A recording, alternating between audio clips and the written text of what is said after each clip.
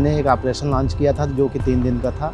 उस अभियान में मैं टीम कमांडर की भूमिका निभा रहा था, जिसमें मेरी टीम में 28 जवान पार्टिसिपेट कर रहे थे और ऑपरेशन 72 घंटे का था। हमें सिविल एसपी के द्वारा इन्फॉर्मेशन मिली थी कि 6-7 नक्सलियों की टुकड़ी इस एरिया में घूम रही है। तो हम लोग पहले गूगल पे पूरी प्लानिंग बनाए उस एरिया की, जो भी हमारा 35-40 किलोमीटर का ऑपरेशन था। और हम 15 तारीख को नाइट में निकले कैंप से।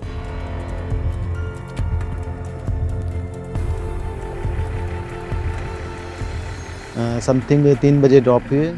3 बजे से फिर मॉर्निंग 6 बजे तक हम कंटिन्यू निरंतर चलते रहे, बगैर किसी पगडंडी और बगैर किसी रास्ते का यूज किए।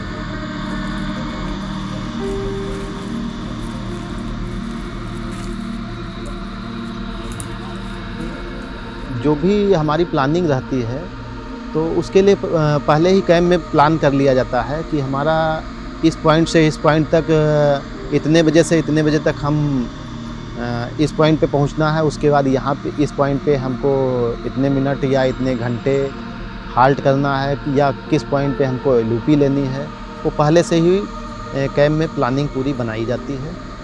एलओपी का जो प्लेस होता है वो ऐसा प्लेस डिसाइड किया जाता है कि जहाँ से ओवरऑल डिफेंस हम अपनी टुकड़ी को दे सकें। गर्मी में और हिल एरिया में चलने में काफ़ी तकलीफ हो रही थी। पानी जब ख़त्म हो जाता तो जो नदी या नाले जो भी मतलब पहले से ही प्लान किए रहते हैं कि यहाँ पे नाला पड़ेगा, तो वहाँ से नाले से पानी लिया जाता है। जो भी हमारे पास संसाधन है उसमें भर लेते हैं और उसमें जियोलिन डाल के उसको प्योरीफाई करके वही यूज करते हैं पानी। तो हम फर्स्ट दिन हम करीब 20 से 25 किलोमीटर पैदल हमारी पूरी टुकड़ी माइक की। उसके बाद हम शाम को जो हमारा एलओपी पॉइंट था वहाँ पे हम स्टे लिए। फिर थर्ड डे मॉर्निंग जब हम वहाँ से अपनी एलओपी छोड़े और मार्च किए तो हम समथिंग 6-7 किलोमीटर चले होंगे। सुबह का समय था और हम अपने पीपी पॉइंट के नज़दीक पहुंच रहे थे। पीपी पॉइंट होता है पिकअप पॉइंट। तो जब हम वो साइड पे पहुंचे तो वहाँ पे हमको कुछ गतिविधियाँ दिखाई दी। तो जब गतिविधियाँ दिखाई दी तो हम लोग ऑलराउंड डिफेंस में बैठे हुए थे। हमारे कमांडो ने बोला कि सर कुछ हमें मूवमेंट दिखाई दे रहा है, हमको सिविल व्यक्ति आता हुआ दिखाई दे रहा है।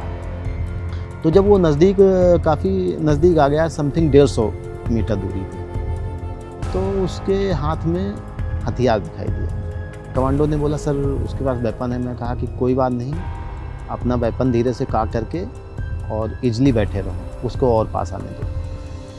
जब वो हमारे पास 50 मीटर नज़दीक आ गया तो तुरंत जो उस साइड की हमारी टुकड़ी थी उसने तुरंत उसको घेर लिया और उसका हथियार और उसको अपने अंडर कमांड में कर लिया। फिर उसके बाद जिस व्यक्ति को पकड़े थे वो एक्चुअली में सिंगल नहीं था, 2 लोग थे। दोनों लोगों से काफ़ी पूछताछ की गई। संदिग्ध तो थे ही, तो हमारा उसके बाद जो जैसे किसी भी संदिग्ध व्यक्ति को हमने पकड़ा तो हमको क्या करना रहता है, उनको फिर सिविल पुलिस के हैंडओवर करना रहता है। फिर हमने जो भी कागजी कार्रवाई करनी थी हमने अपनी गाड़ियाँ बुलाई, उन व्यक्तियों को बिठाया और उनको जाके सिविल पुलिस को हैंडओवर किया। और हैंडओवर करने के बाद रिसीविंग लेके हम अपने कैंप चले जाते हैं। यहाँ पे हमारा ऑपरेशन खत्म होता है।